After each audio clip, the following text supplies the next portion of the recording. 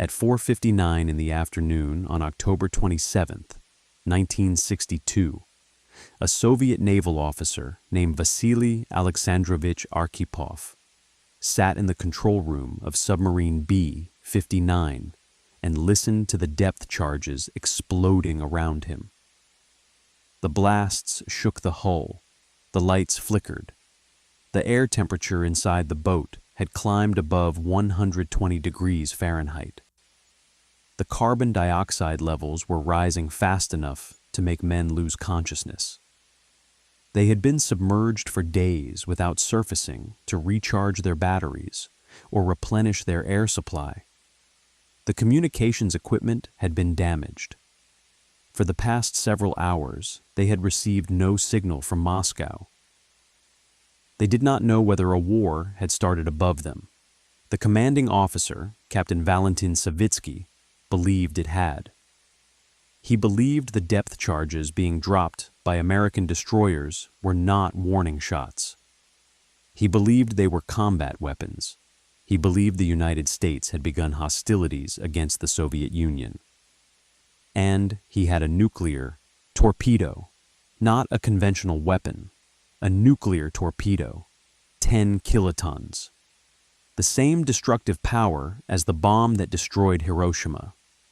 Savitsky had the authority to authorize its launch without waiting for orders from Moscow. He needed the agreement of two other officers. The political officer gave his consent immediately. Savitsky began the authorization sequence. The third officer required was Vasili Arkhipov. Arkhipov said no.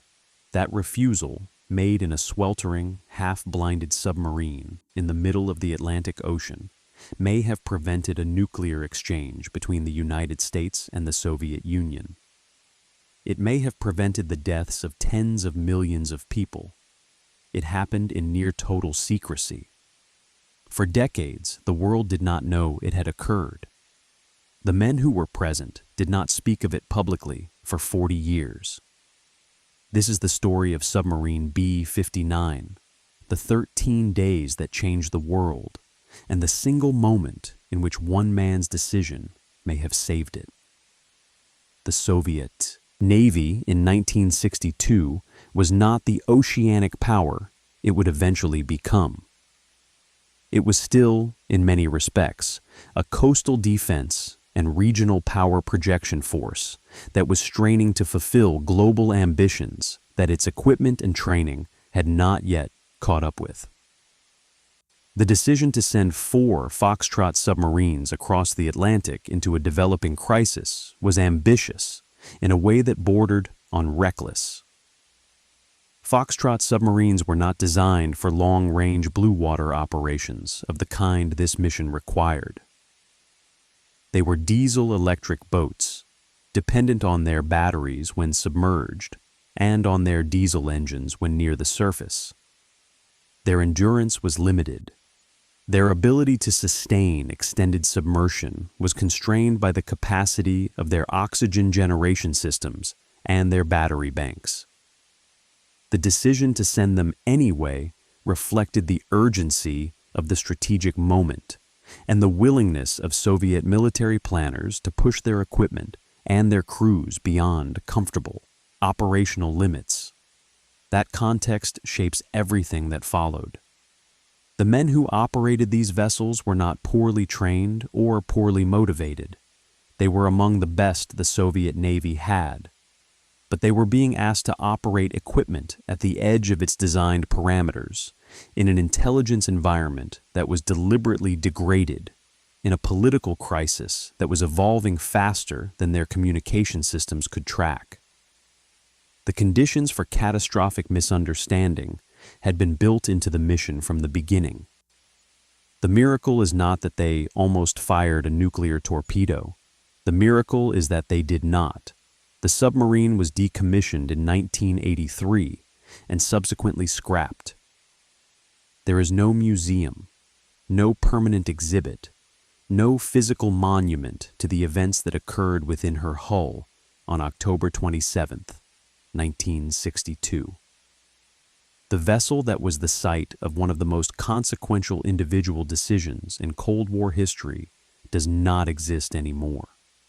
What remains is the documentary record, reconstructed from Soviet archives, American intelligence files, and the memories of the men and women who lived through it. But before we reach that record, before we understand what was decided and why, we need to understand the world that made B-59 possible. We need to understand what it meant to be a Soviet naval officer in 1962, what it meant to be given a sealed order and a nuclear weapon and sent into the deep Atlantic to wait. To understand what B-59 was doing in the Atlantic in October 1962, you have to understand the position the Soviet Union found itself in at the beginning of that month. The Cuban Missile Crisis did not begin on October 16, 1962. When President Kennedy was shown photographs of Soviet missile installations under construction in Cuba, it began years earlier with a persistent and growing strategic imbalance between the two superpowers. The United States had deployed nuclear missiles in Turkey within easy striking distance of Moscow.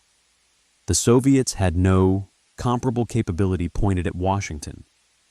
Nikita Khrushchev believed he had found a way to change that equation. Cuba, newly revolutionary, newly aligned with Moscow, sat 90 miles from the coast of Florida.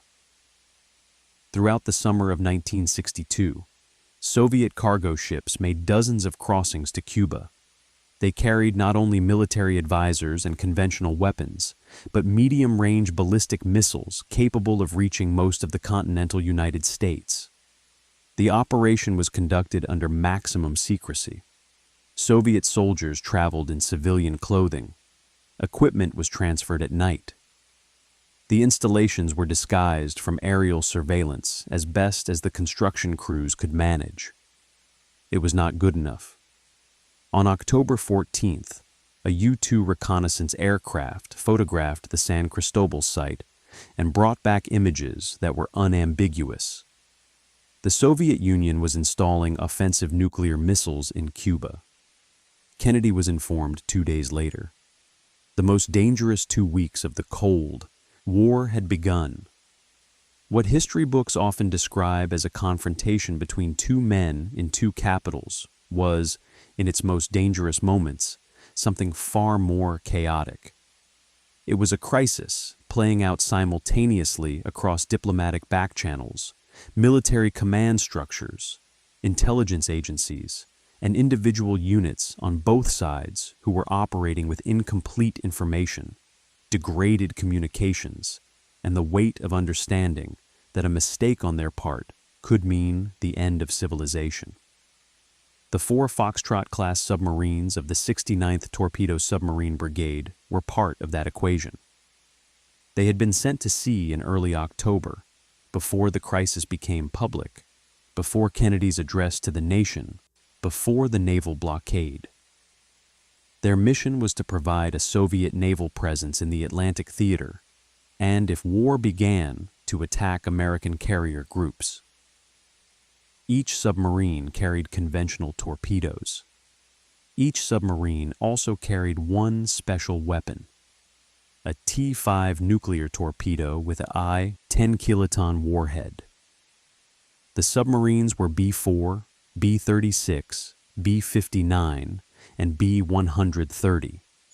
Their commanding officers had been given sealed orders to be opened only under specific circumstances.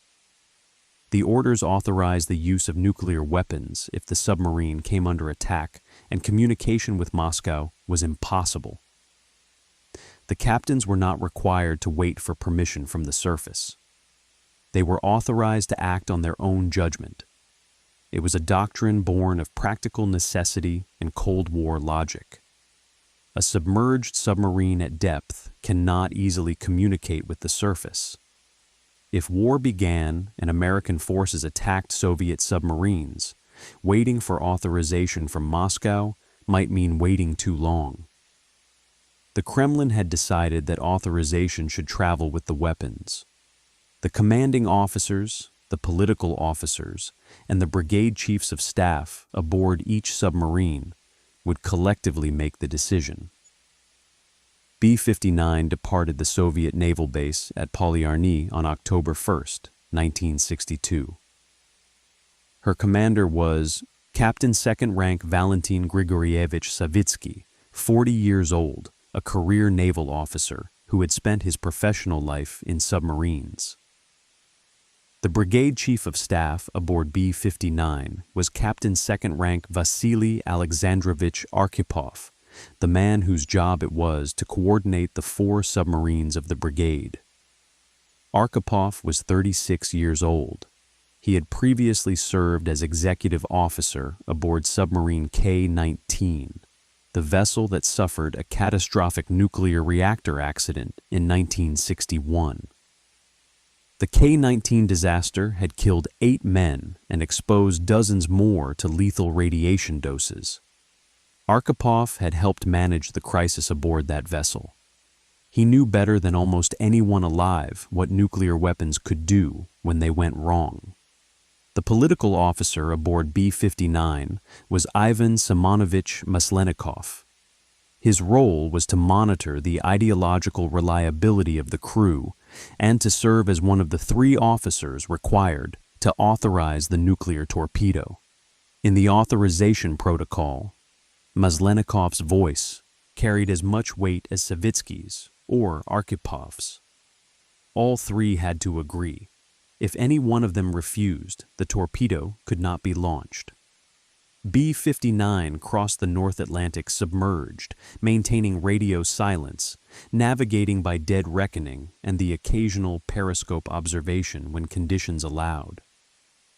The crew of 78 men ate, slept, stood watch, and waited in a vessel roughly 240 feet long and 20 feet wide. The Foxtrot class ran on diesel engines when surfaced and batteries when submerged. Extended submersion drained the batteries and consumed the onboard oxygen supply. A Foxtrot submarine could remain submerged for roughly 3 to 4 days before it needed to surface, run its diesel engines to recharge, and replenish its air. On October 22nd, Kennedy announced the discovery of the missiles and imposed a naval quarantine of Cuba. The quarantine line was drawn 800 miles from the island. Soviet ships carrying additional equipment were ordered to stop or be boarded. The world learned for the first time that it was standing at the edge of a nuclear war. Savitsky and his crew, running at depth in the Atlantic, did not receive this broadcast. They had been maintaining radio silence. Their last confirmed communication with Moscow had been days earlier. They continued on their assigned course, following orders that had been given before the world changed. Before B-59 ever encountered a single American depth charge, before the authorization argument in the control room, before any of the events that would make this voyage historically significant, the crew endured something that is easy to overlook in the drama of what followed. Weeks at sea in conditions that were, by any standard, physically brutal. A Foxtrot-class submarine in 1962 was not a comfortable vessel. It had been designed with operational effectiveness as the priority and crew habitability as a secondary consideration. The berthing spaces were cramped. Privacy was essentially non-existent. Men slept in rotating shifts on narrow bunks stacked in spaces that smelled of diesel fuel, machine oil, unwashed bodies, and the particular metallic tang of recycled submarine air. The food was serviceable but monotonous. The temperature varied wildly depending on how hard the machinery was working and whether the submarine was at depth or near the surface. The noise was constant, the hum of electric motors, the thump and vibration of the diesel engines when they were running, the creaking of the pressure hull as depth changed. None of this was unusual for submariners of that era. They had trained for it. They had accepted it as the cost of the work. What was unusual about the October 1962 deployment was the combination of extended submersion time, degraded equipment, and the accumulating psychological weight of not knowing what was happening in the world above them. A submarine running under radio silence in international waters has no reliable way of receiving news from the surface. Fragmentary signals can sometimes be picked up if conditions are right, but reception is unreliable, and the content of what is received is often difficult to interpret without context. The crew of B-59 knew, in general terms, that the Soviet Union had been engaged in some kind of confrontation with the United States over Cuba. They had received partial information before departing and had picked up fragments of radio traffic during the transit, but they did not have access to the full picture. They did not know about Kennedy's speech, about the quarantine line, about the back-channel negotiations that were proceeding simultaneously with military preparations on both sides. They were operating with information that was days old and incomplete. As the days passed and contact with Moscow became more difficult to maintain, the information deficit grew worse. By the time American anti-submarine forces located B-59 and began their pursuit, the crew had been at sea for nearly 3 weeks, had received no confirmed orders from Moscow in several days, and was running on the kind of sleep-deprived, stress-saturated judgment that extended submarine deployments tend to produce. This context matters enormously for understanding what happened next.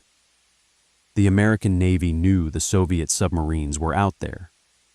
They had been tracking several of them since shortly after departure, using a combination of passive acoustic monitoring, signal intelligence, and the network of underwater hydrophone arrays that had been quietly installed across the Atlantic floor during the 1950s. The SOSIS system, the sound surveillance system, had been built precisely for this purpose, to detect and track Soviet submarines in real time. The problem was not locating them. The problem was what to do with them once they were found. The naval quarantine of Cuba was a civilian blockade under international law, not a declaration of war. The submarines were in international waters, not inside the quarantine zone. They had committed no hostile act. The United States could not simply attack them. At the same time, allowing 4 Soviet submarines carrying nuclear weapons to operate freely in the waters near Cuba during a crisis that could turn hot at any moment was not something the American military was prepared to accept. The solution the Pentagon devised was a signaling protocol. American forces would contact the submarines and signal them to surface for identification. The signal would consist of practice depth charges, small explosive devices designed to produce a distinctive sound pattern that would be interpreted as a message, not an attack. The Soviets had been informed of this protocol through diplomatic back channels. The message had been passed through the Soviet naval attaché in Washington. What the Americans did not know, and could not have known, was that this message never reached the submarines. B-59 had been running under radio silence. The back-channel communication went to Moscow and from Moscow to the Soviet Naval Command, but it did not reach 4 submarines running silently at depth in the North Atlantic. The captains had no knowledge of the signaling protocol. When the depth charges began, they had no frame of reference that would allow them to interpret the explosions as anything other than what they sounded like: attacks. American anti-submarine forces had been hunting the Foxtrot submarines for days by the time they located B-59 on October 27th. The carrier USS Randolph and a screen of 11 destroyers had been tracking the submarine's acoustic signature across several hundred miles of ocean. When B-59 was finally cornered, the destroyers began dropping practice depth charges to signal it to surface. Inside B-59, the effect of those charges was terrifying. Foxtrot-class submarines were not built for deep-water combat evasion. They were designed for transit and patrol. The hull could withstand depth charges, but the psychological effect of repeated underwater explosions on a crew that had been submerged for days, that was running low on battery power and oxygen, that had not received a message from Moscow in nearly a week, that had listened to fragmentary radio traffic suggesting a major naval confrontation was underway above them, was something the protocol planners had not adequately considered. The crew of B-59 did not know they were being signaled. They knew they were being attacked.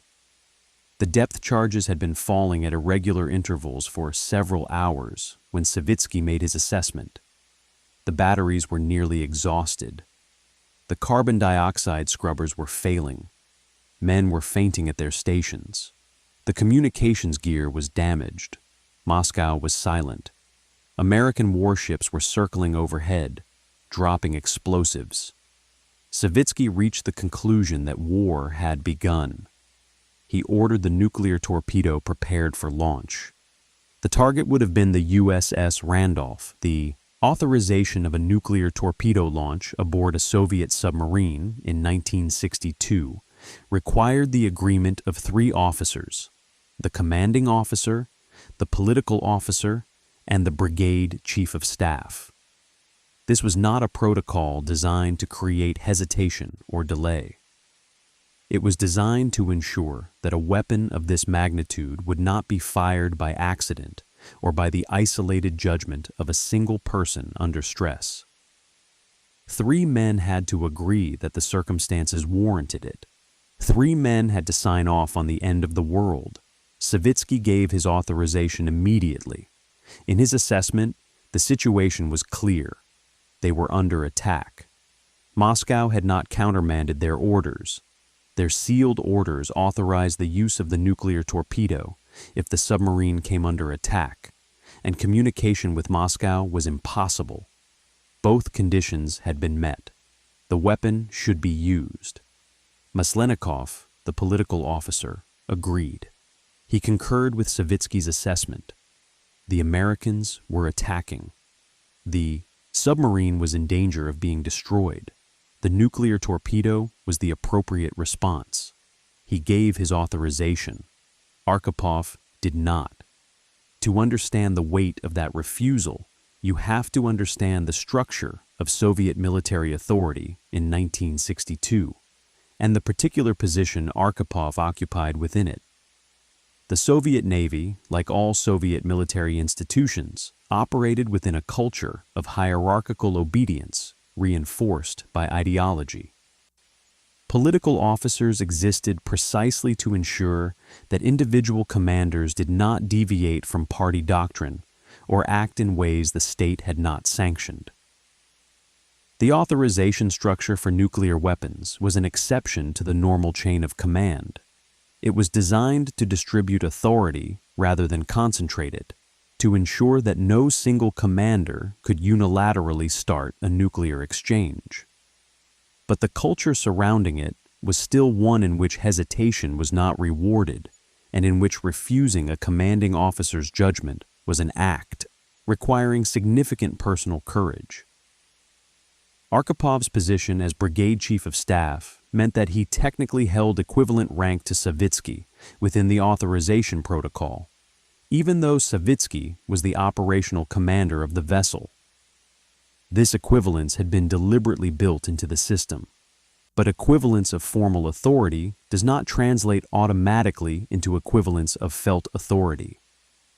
In the moment of confrontation, Savitsky was the captain of the submarine. He had operational control. He had the support of the political officer. He was furious, convinced, and determined.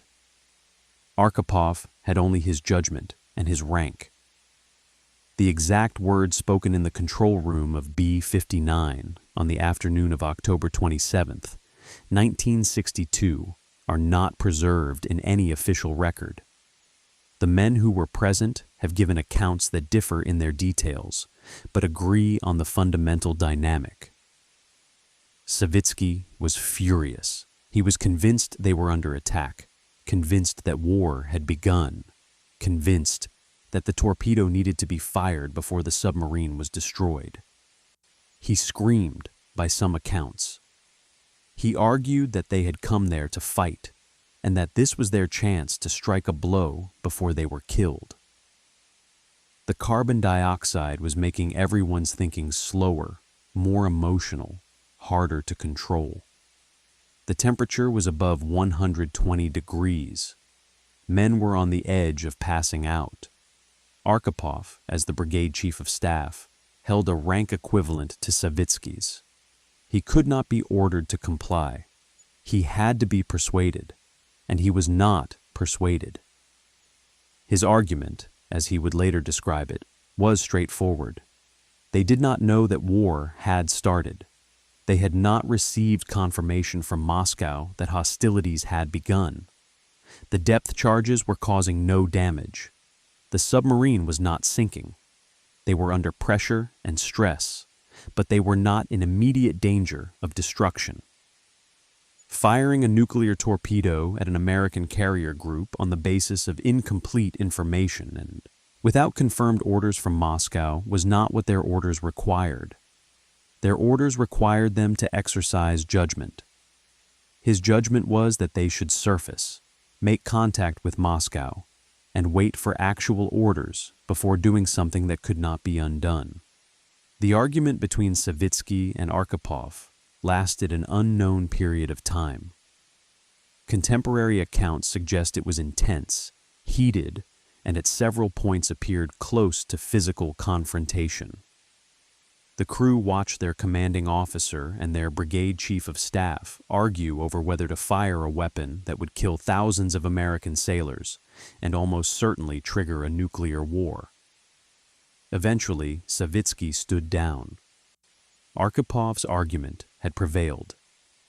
The nuclear torpedo would not be fired. B-59 would surface. At approximately 9 p.m. local time on October 27, 1962, submarine B-59 broke the surface of the Atlantic Ocean into a scene of concentrated military power. The USS Randolph was within visual range. Destroyers surrounded the surfaced submarine in a tight perimeter. American sailors watched through binoculars and gun sights as the Soviet vessel rose from the water, her hull streaming, her crew visible on the conning tower. Searchlights from the American destroyers lit the surfaced submarine. Photographers aboard the American ships took pictures. Signalmen exchanged messages. B-59 recharged her batteries, replenished her air supply, and eventually dove again and began the long transit back toward the Soviet Union. The Americans did not know, as they photographed the surface submarine in the white glare of their searchlights, how close the exchange had come to going differently. They did not know about the nuclear torpedo. They did not know about the argument in the control room. They did not know that one officer had refused, or that his refusal had been the thing that stood between this photograph and a nuclear fireball where the Randolph had been. While Arkhipov was arguing with Savitsky in the control room of B-59, the surface world was undergoing its own crisis moment. October 27, 1962, has been called Black Saturday by historians who study the Cuban Missile Crisis. It was the day when the crisis came closest to going kinetic through multiple independent pathways simultaneously. That morning, a U-2 reconnaissance aircraft had been shot down over Cuba by a Soviet surface-to-air missile. The pilot, Major Rudolf Anderson, was killed. Under the rules of engagement that had been pre-authorized by Kennedy's national security team, the shooting down of an American aircraft over Cuba was supposed to trigger retaliatory airstrikes against the SAM sites responsible. Kennedy chose not to order those strikes. He was not certain the shoot-down had been authorized by Khrushchev rather than by a local Soviet commander acting without orders. He did not want to escalate on the basis of an action that might not represent Soviet policy. That same morning, another U-2 had accidentally strayed into Soviet airspace over the Chukchi Peninsula in the Arctic, triggering Soviet air defense scrambles and prompting the United States Air Force to send armed F-102 interceptors into the area to escort the U-2 home. Armed interceptors in Soviet airspace on Black Saturday. In Washington, Kennedy and his ex-com advisors were meeting almost continuously. The Joint Chiefs of Staff were pressing for airstrikes against the Cuban missile sites, to be followed by a land invasion. Kennedy was resisting, but the pressure was immense. Several of his military advisors believed that war was inevitable and that striking first, striking hard, and striking soon was the strategically correct position. The minutes of those meetings, declassified decades later, show a room full of intelligent, serious men, genuinely uncertain about whether civilization would survive the week. In Moscow, Khrushchev was receiving reports suggesting the Americans were preparing to invade Cuba within 24 to 72 hours. He was under pressure from hardliners in the Soviet military and political establishment who believed any concession to Kennedy would be seen as weakness. He was also receiving signals from his son Sergei, who later wrote that his father genuinely feared the crisis was about to become uncontrollable. The back-channel negotiations that had been proceeding through unofficial intermediaries, including a Soviet intelligence officer named Georgy Bolshakov and an ABC news correspondent named John Scali, who had been approached by a KGB contact, were generating contradictory signals. One Soviet communication offered to withdraw the missiles from Cuba in exchange for American assurances not to invade. Another communication, arriving shortly afterward, added a demand for the removal of American Jupiter missiles from Turkey. Kennedy's advisors were divided over which message represented actual Soviet policy and which had been sent by a faction within the Kremlin, trying to harden the terms. The resolution of the crisis, the agreement that Khrushchev would publicly announce the withdrawal of Soviet missiles from Cuba in exchange for American assurances not to invade, with a secret side agreement to remove the Jupiter missiles from Turkey, was hammered out over the course of that day and the following morning. It required Kennedy to make concessions that his military advisors considered unacceptable. It required Khrushchev to back down from a position that made the Soviet Union appear weak. Both men chose compromise over annihilation. None of that diplomatic maneuvering was visible to Savitsky and Arkhipov in the control room of B-59. They were operating in the dark, in every sense. They knew only what they could observe directly: the ocean, the depth charges, the failing machinery, the rising temperature, and each other. The fate of the world at that moment rested on the judgment of a brigade chief of staff who believed that incomplete information was a reason to hold fire rather than a reason to fire fast. B-59 was not the only Soviet submarine under pressure on Black Saturday.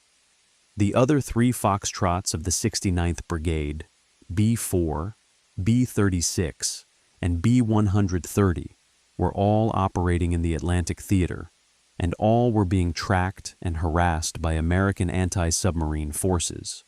B-36, commanded by Captain Alexei Dubivko, had been detected several days before Black Saturday and was also being followed by American destroyers.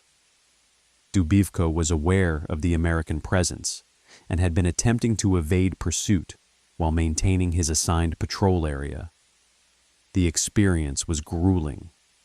The crew was exhausted. The submarine's battery levels were dropping. The carbon dioxide concentration was climbing. Dubivko would later say that he never seriously considered using his nuclear torpedo during this period. His assessment of the tactical situation was different from Savitsky's. He believed the American forces were conducting surveillance rather than initiating combat. He chose to surface his submarine and recharge his batteries rather than interpret the American presence as an act of war. But he also acknowledged that the margin between his assessment and Savitsky's was not vast. The same information, processed by a mind that was more afraid or more aggressive or simply more exhausted, could have produced a different conclusion.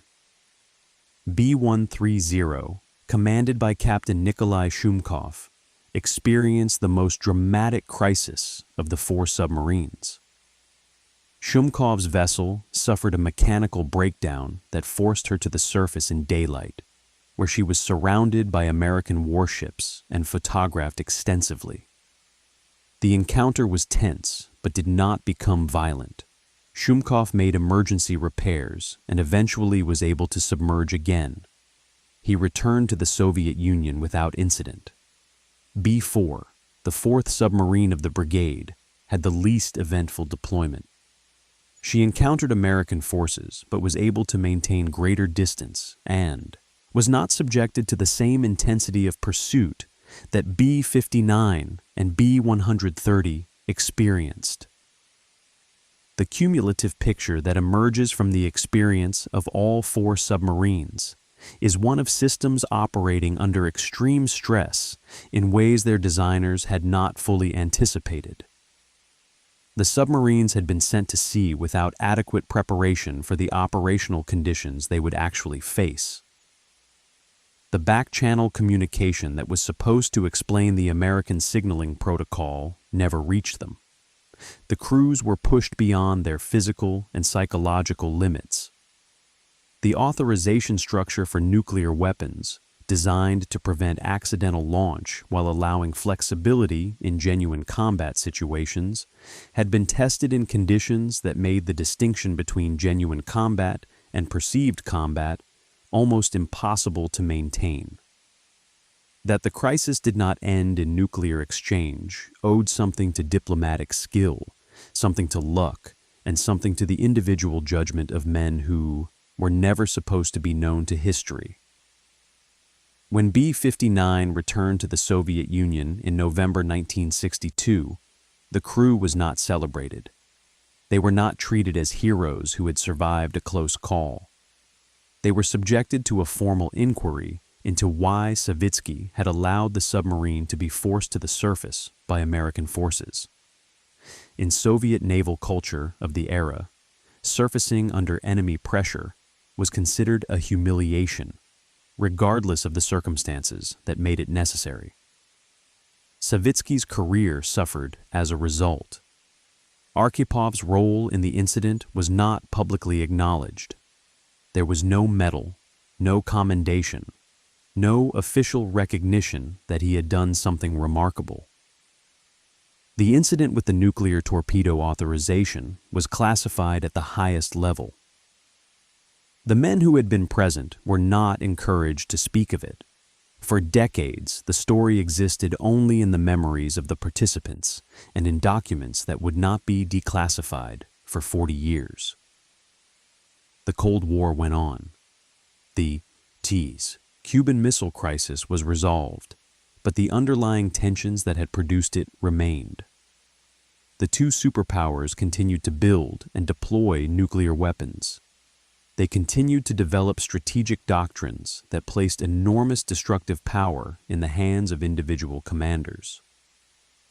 They continued to send submarines into contested waters with authorization structures that could, under the right circumstances, produce exactly the situation that had occurred on B-59. The lessons of the crisis were absorbed slowly and incompletely. The hotline between Washington and Moscow, the red telephone that is one of the enduring symbols of the Cold War era, was established in 1963, partly as a result of the communications failures that had characterized the crisis. arms control negotiations intensified. The Partial Nuclear Test Ban Treaty was signed in 1963. The Non-Proliferation Treaty followed in 1968. The world did not stumble into nuclear war during the remaining decades of the Cold War, but it came close on several additional occasions in ways that are still not fully known to the public. Vasili Arkhipov continued his naval career. He was promoted and eventually rose to the rank of vice admiral. He commanded a submarine fleet and later served as head of the Kirov Naval Academy. He married a fellow naval officer named Olga, who would later become one of the primary sources for the historical reconstruction of what happened aboard B-59. He retired from the Soviet Navy and lived quietly in the town of Zheleznodorozhny, outside Moscow.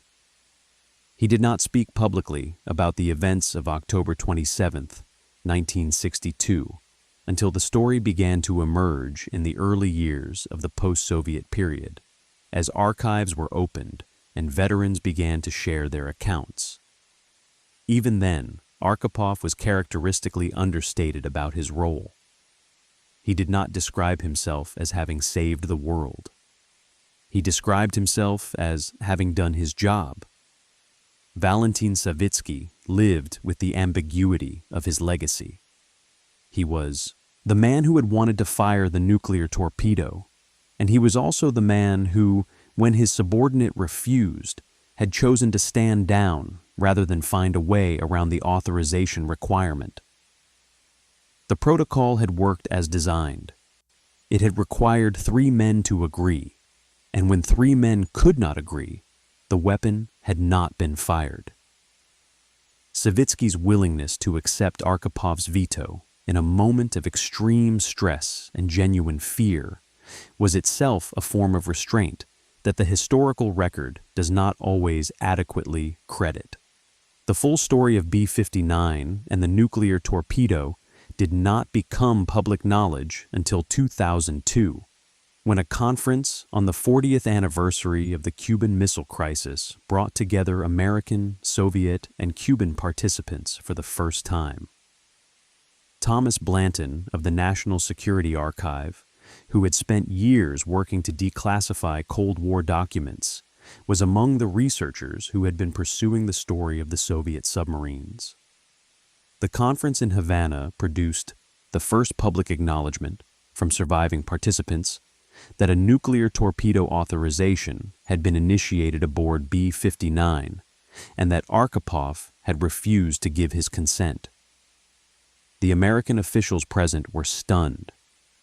Robert McNamara, who had been Kennedy's Secretary of Defense during the crisis and who had spent the decades since working on nuclear disarmament, said afterward that if he had known at the time what he learned at that conference, his hair would have turned white. He had not known, in 1962, that there was a nuclear torpedo on those submarines. He had not known that its authorization rested with the individual crew, without reference to Moscow. He had not known that on October 27th, 2 out of the 3 required officers had voted to fire it. What the disclosure revealed was that the Cuban Missile Crisis had been even more dangerous than its participants had understood at the time. The public narrative of the crisis focused on Kennedy and Khrushchev, on diplomatic, cables and back-channel negotiations, on the photographed missile sites and the quarantine line. That narrative was not wrong, but it was incomplete. It described the crisis as it looked from the top of the command structure. It did not describe the crisis as it looked from the control room of a submerged submarine with failing equipment, rising carbon dioxide, and a nuclear weapon ready for launch. The disclosure also forced a reconsideration of what had kept the peace. The conventional narrative emphasized the quality of the leadership on both sides, Kennedy's restraint, Khrushchev's ultimate willingness to step back from the brink, the back-channel negotiations, the hotline that would later be established. All of those factors were real and important.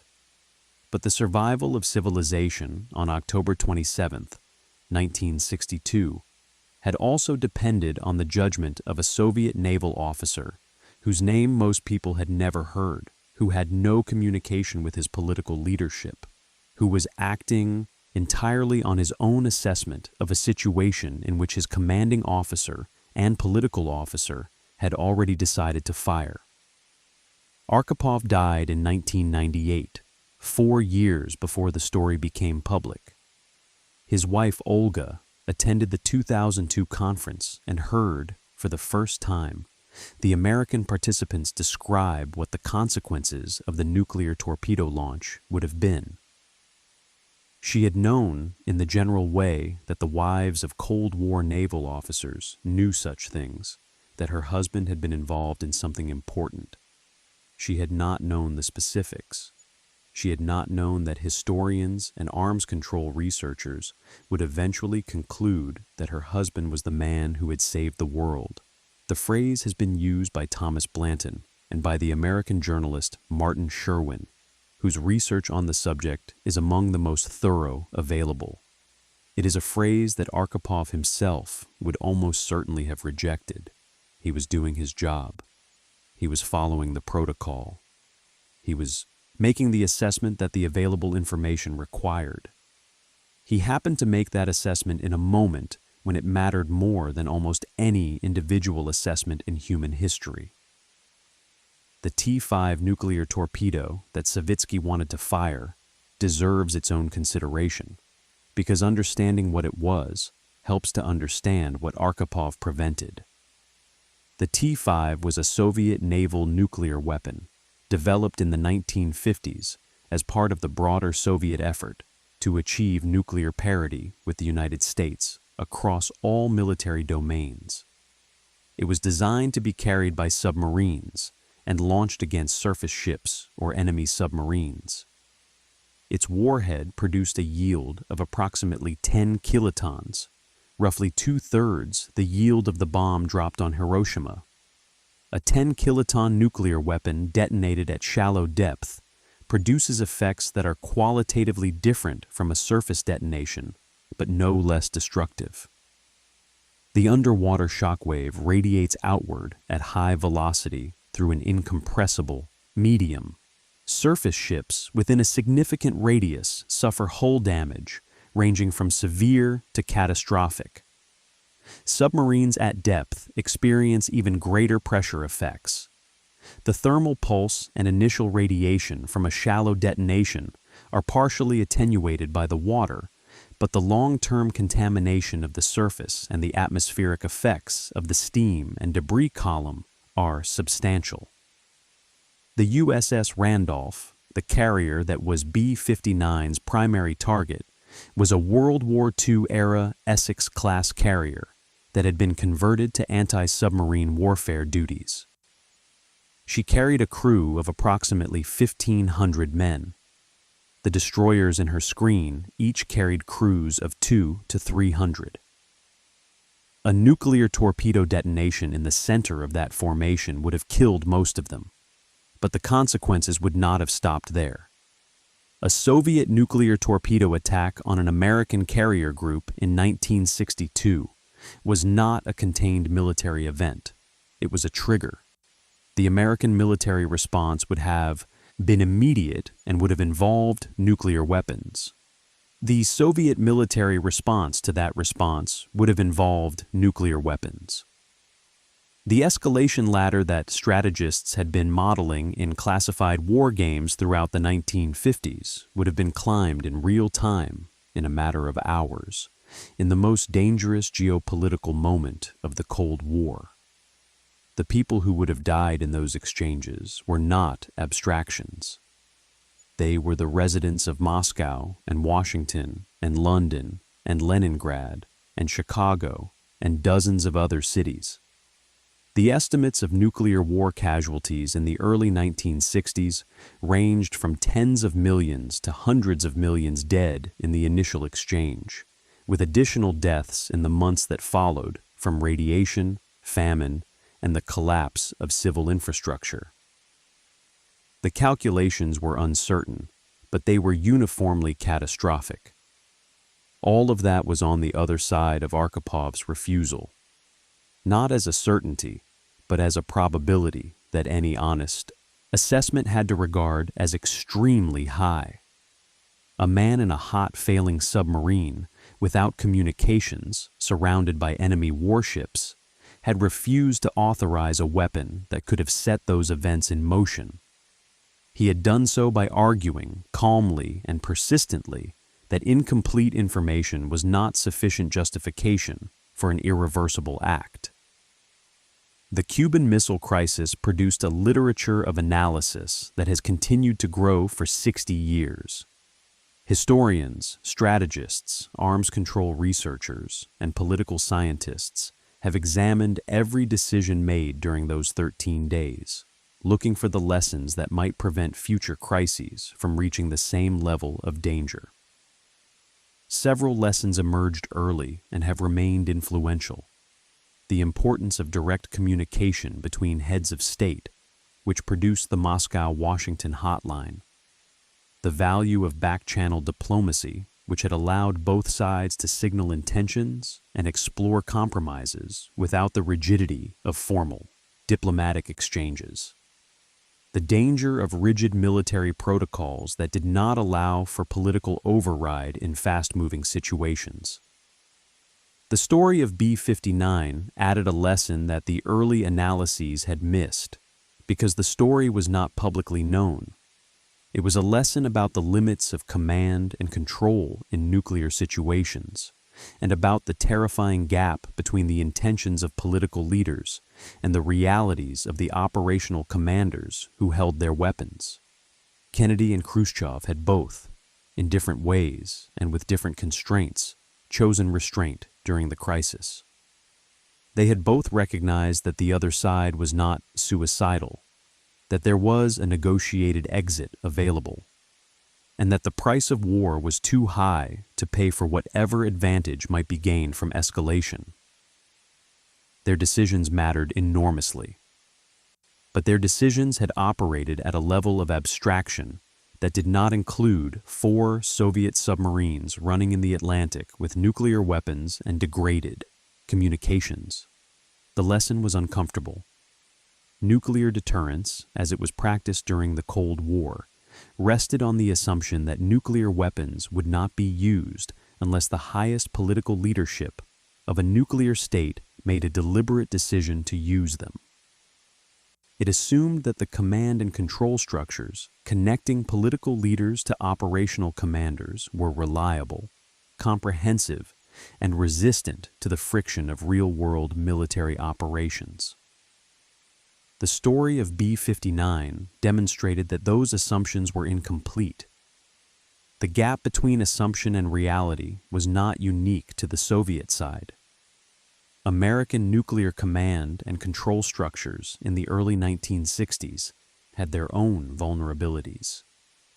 Documents declassified in subsequent decades revealed that American nuclear weapons were, for much of the 1950s and early 1960s, not equipped with the electronic locks known as permissive action links that would prevent unauthorized use. The codes that were supposed to prevent individual commanders from launching nuclear weapons without authorization were, in some cases, set to all zeros, providing no practical barrier to a commander determined to act unilaterally.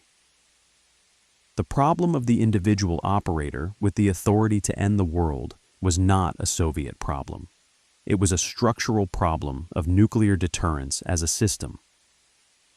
The near miss aboard B-59 was unique in its specifics, but representative in its broader logic. Across the decades of the Cold War, there were dozens of incidents in which nuclear weapons came closer to use than the public knew. Accidents, near misses, unauthorized or near unauthorized actions, moments when the system nearly failed. Many of these incidents have been documented by researchers including Schlosser, whose work cataloged the operational history of American nuclear weapons and the remarkable number of times that weapons capable of destroying cities were mishandled, nearly detonated by accident, or came close to use through miscommunication and mechanical failure. The Cuban Missile Crisis resolved without war. The Cold War ended without nuclear exchange. These outcomes, which seemed almost miraculous to the people who lived through them, were not entirely the product of wise leadership and skillful diplomacy. They were also the product of luck and of individual human decisions made under extreme stress by people who were never supposed to be the last line of defense. The crisis of October 1962 forced both superpowers to reckon, in the years that followed, with failures they had not previously acknowledged. The hotline that was established in 1963 was the most visible product of this reckoning, but it was not the only one. Both sides undertook serious internal reviews of the command and control structures governing their nuclear forces, and both sides found vulnerabilities they had not fully appreciated before the crisis made them obvious. On the American side, the review revealed that the pre-authorization protocols governing tactical nuclear weapons in the field were more permissive than senior political leadership had believed. Theater commanders in Europe had standing authority to use nuclear weapons in certain defensive scenarios without waiting for explicit authorization from Washington. The specific conditions under which this authority could be exercised were carefully defined, but the definitions were not infinitely precise, and in a rapidly developing crisis with degraded communications, the gap between the letter of the authorization and its practical interpretation could be significant. The same review revealed that the physical security of deployed nuclear weapons was less robust than it should have been. The permissive action links that would eventually become standard on American nuclear weapons, electronic locks requiring verified authorization codes before a weapon could be armed, were not yet universally deployed. Weapons that were nominally under strict control could, in practice, be armed and used by crews with physical access to them, without positive confirmation from the National Command Authority. These were not hypothetical vulnerabilities. They were real gaps in a system that had been designed with the best of intentions, but had been built fast, under pressure, with imperfect information about how crises actually developed in practice. The Cuban Missile Crisis had demonstrated that crises did not develop the way theoretical models predicted. They were faster, messier, more confusing, more dependent on individual judgment at the field level, and more resistant to central control than the architects of nuclear strategy had assumed. The Soviets faced parallel problems on their side, though the details were different. The authorization structure aboard B-59, which had placed nuclear release authority with the submarine's three most senior officers without requiring confirmation from Moscow, was one example of a broader pattern.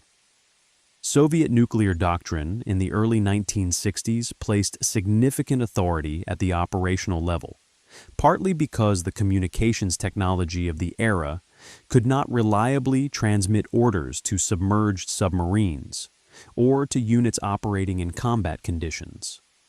The practical consequence was that individual commanders in the field held authority that, if exercised, could trigger consequences extending far beyond their operational context. Both sides adjusted their doctrines and their technical systems in the years following the crisis. The adjustments were real and meaningful. The risk of accidental nuclear war was reduced, though not eliminated.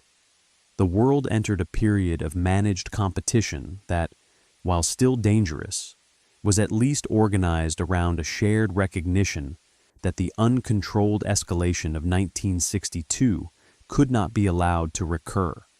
What neither side fully grasped, because they did not know the story of B-59, was how close the managed competition had come to failing at its first serious test.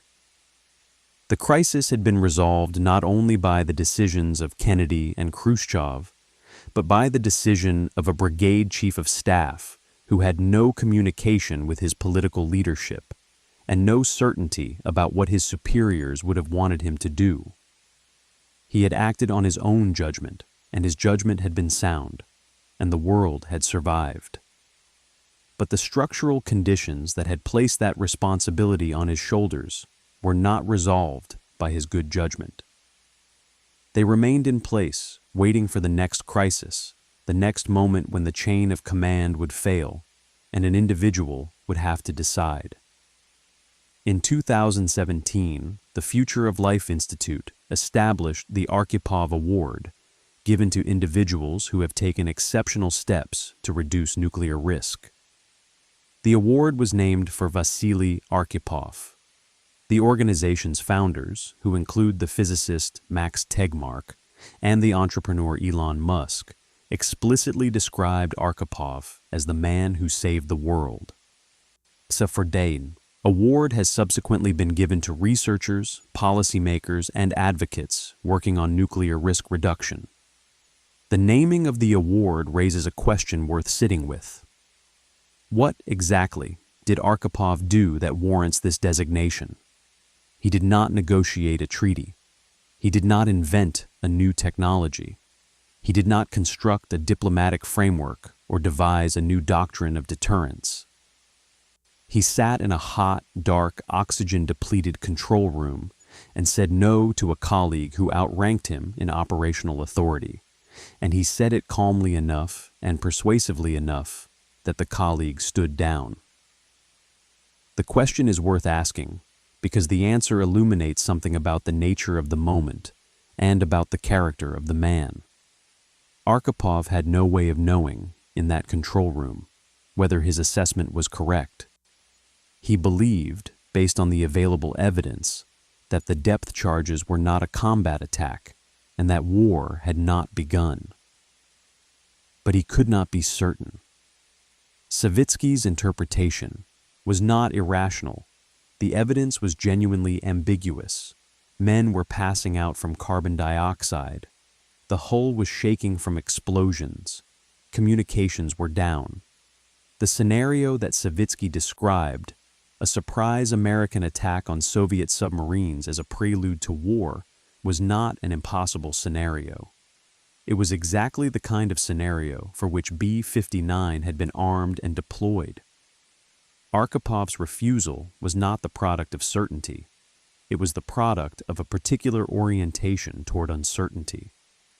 In a situation where the information was incomplete and the potential consequences of action were catastrophic and irreversible, the appropriate response was not to act decisively on incomplete information, but to wait for more information, even at personal risk, even under physical and psychological duress, even when the commanding officer was demanding immediate action. It is worth dwelling on the K-19 experience and what it may have contributed to that orientation. When the K-19's nuclear reactor suffered its catastrophic failure in July 1961, the crew faced a crisis with no good options. The reactor coolant system had ruptured. The reactor temperature was climbing toward a level that would produce a meltdown and potentially a nuclear explosion. There were no procedures in the manual for this scenario. The engineers who had built the vessel had not anticipated this failure mode. The captain and crew were improvising solutions to problems no one had trained them to solve, in real time, with no possibility of communication with the surface, and no guarantee that any solution they devised would work. Arkhipov had been the executive officer through that crisis.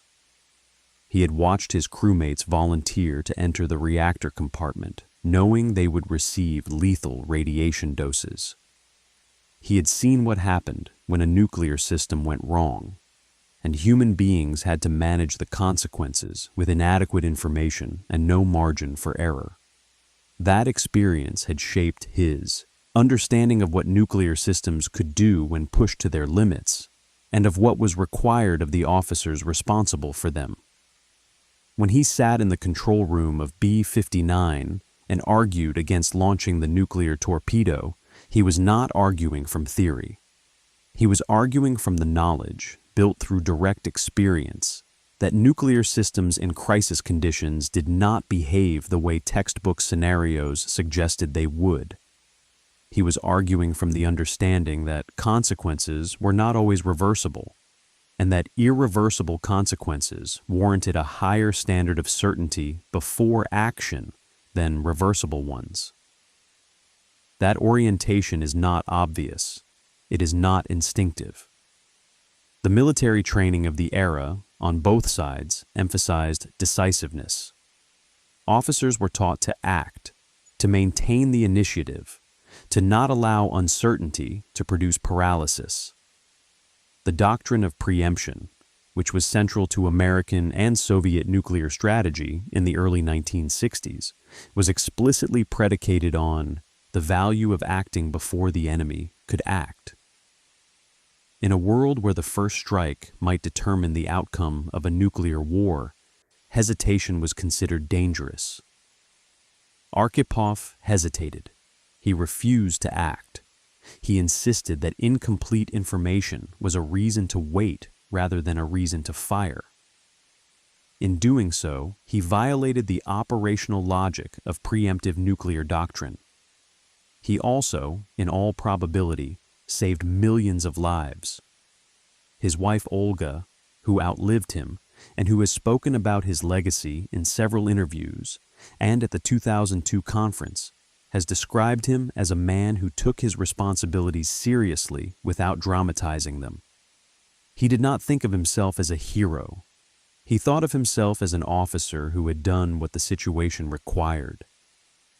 The gap between that self-assessment and the assessment of the historians who have studied the incident is itself instructive. The man who, by most serious analyses, prevented a nuclear war did not understand himself as having done anything extraordinary. He understood himself as having done his job correctly. There is something worth preserving in that understanding, not because it diminishes what Arkhipov did, but because it locates the action correctly. The decision to refuse the torpedo launch was not a flash of heroic inspiration. It was the application of professional judgment, formed over years of naval service, sharpened by the experience of the K-19 disaster, and expressed in a moment when the stakes happened to be as high as human stakes can be. Professional judgment, formed over years of experience, applied consistently in moments of extreme stress, is not glamorous. It does not produce monuments or movies or medals, at least not immediately and not reliably. It produces outcomes. In this case, the outcome was that the world continued. The 4 Foxtrot submarines of the 69th Brigade all returned to the Soviet Union in November and December 1962. Their crews were debriefed, in some cases disciplined, and dispersed back into the Soviet naval system. The submarines themselves continued in service for years afterward, until they were eventually retired and scrapped or sold. B-59 was decommissioned in 1983 and subsequently scrapped. There is no museum, no permanent exhibit, no physical monument to the events that occurred within her hull on October 27, 1962. The vessel that was the site of one of the most consequential individual decisions in Cold War history does not exist anymore. What remains is the documentary record, reconstructed from Soviet archives, American intelligence files, and the memories of the men and women who lived through it. The Cold War ended in 1991 with the dissolution of the Soviet Union. The missiles that had been pointed at American cities were gradually dismantled under arms control agreements. The American missiles pointed at Soviet cities were likewise reduced. The number of nuclear warheads in the world's arsenals declined from a peak of approximately 70,000 in the mid-1980s to roughly 13,000 at the time of this writing, a reduction of more than 80%. 13,000 nuclear weapons remain. They are distributed among 9 countries. Some of them are on alert status, capable of being launched within minutes of an order. The command and control systems governing them are more sophisticated than the systems aboard B-59, but they are not perfect. They are operated by human beings under varying degrees of stress, with varying quality of information, in geopolitical contexts that are always more complex than any doctrine or protocol can fully capture. The story of B-59 is not a comfortable story.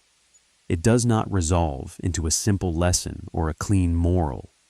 It tells us that the world survived a particular crisis on a particular day, partly because of the quality of leadership at the highest levels, and partly because of the quality of judgment of a single officer deep underwater who had no way of knowing how much was riding on his refusal.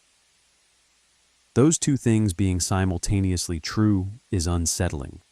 The survival of civilization should not depend on the judgment of individuals who are out of contact with their governments, operating in degraded conditions, and making decisions without any possibility of appeal or consultation.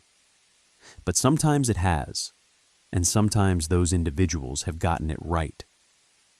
What the story of B-59 ultimately demands from us is an honest reckoning with how close the Cold War came to ending civilization, not in the abstract theoretical sense that nuclear arsenals always represented a potential catastrophe, but in the specific, concrete operational sense that on a specific afternoon, in a specific vessel, specific human beings came within one vote of firing a nuclear weapon. The margin was not doctrine or technology or diplomacy. The margin was a man. That margin is worth remembering, not because it leads to despair, but because it leads to clarity. The systems we build to govern the most dangerous weapons ever created are only as reliable as the humans who operate them, and the humans who operate them are doing so under conditions that are always more difficult, more ambiguous, and more isolated than the systems were designed to accommodate. Getting those systems right, ensuring that they are robust enough to hold even when everything else is failing, is not an abstract policy concern. It is the most practical safety question in human history. Vasili Arkhipov was born on January 30th, 1926, in the village of Staraya Kupovna, outside Moscow. He died on August 19th, 1998, in Zheleznodorozhny. He was 72 years old. The cause of death was kidney failure, attributed in part to the radiation exposure he had received during the K-19 reactor crisis 37 years earlier. The weapon that he had been sent to sea in 1962 to use if ordered had already been killing him slowly for decades. He did not live to see the public acknowledgement of what he had done. His family did. His country eventually did. The world, slowly and imperfectly, is beginning to. There is one more detail worth sitting with before we close this story. In the days after B-59 surfaced on the night of October 27th, the crew recharged their batteries and replenished their air and dove again and began the long transit back toward the Soviet Union. The crisis above them resolved over the following days. Khrushchev announced that the Soviet missiles would be withdrawn from Cuba on October 28th. The world exhaled. The crew of B-59 did not know any of this until they were well on their way home. They had been out of contact for much of the most critical period. The resolution of the crisis reached them in fragments, through radio intercepts and partial signals that were difficult to interpret with confidence. By the time they had a clear picture of what had happened, they were already heading north, already leaving the theater where they had come so close to acting. What did those men think about during that transit? We do not have direct testimony from most of them. The records are fragmentary. The culture of silence that surrounded sensitive Soviet military operations kept many of them from speaking openly for decades. But a few accounts have survived, and they suggest a range of responses. Some men were relieved, some were angry, feeling they had been pushed into an impossible situation with no support. Some were simply exhausted, in the way that men are exhausted when they have been operating at the edge of their physical and psychological capacity for weeks and can finally begin to let down. Arkhipov, by the accounts of those who knew him, was characteristically quiet about it. He had done what he believed was correct. The outcome had confirmed his judgment. Whether he fully understood, in those days of transit, the magnitude of what had not happened is impossible to know. He was a careful man. He did not dramatize. He filed his reports, looked after his men, and thought about what came next.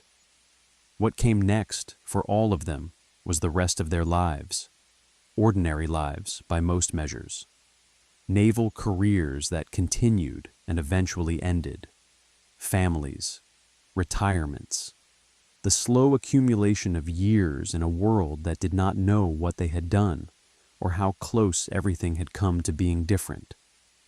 That is perhaps the most Cold War thing about this entire story. The men who came closest to the edge, who felt the heat of the crisis most directly, who made the decisions that mattered most in its most dangerous moments, went home and did not talk about it. They went home to a world that was still intact because of what they had done and not done, and the world did not know it owed them anything, and they did not ask for acknowledgement, and the years passed quietly over everything. If this story affected you the way it affected us, take a moment and hit that like button. Every like tells the algorithm to show this history to more people, and stories like this one deserve to be heard.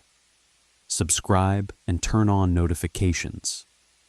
We cover the hidden corners of Cold War history every week.